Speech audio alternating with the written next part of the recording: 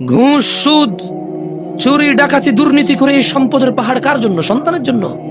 তোমার সন্তানের উপরে আসমানটা ভেঙে পড়বে, এই জমিনটা ফেটে ও ধসে যাবে।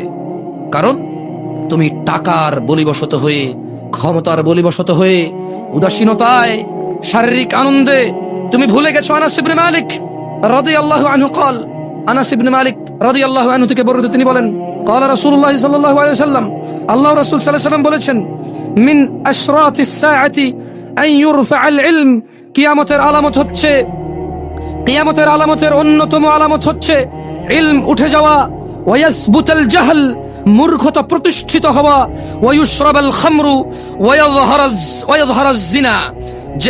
মানে কিয়ামতের অন্যতম আলামত হচ্ছে ইলম উঠে যাবে, মূর্খতা প্রতিষ্ঠিত হবে, মদ পান ও জানা ব্যভিচার প্রচার হবে, ব্যাপক হবে, বৃদ্ধি পাবে।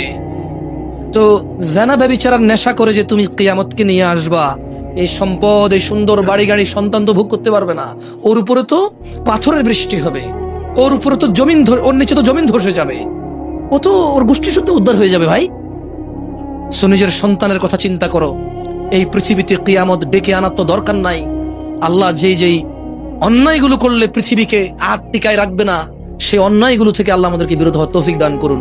এই পৃথিবীতে আমরা আমাদের সন্তান সন্ততি সহ আল্লাহর ইবাদত করে, আল্লাহকে সন্তুষ্ট করে, আল্লাহর সন্তুষ্ট চিত্তে আল্লাহর সাথে সাক্ষাৎ করার আল্লাহ তাআলা আমাদেরকে তৌফিক দান করুন।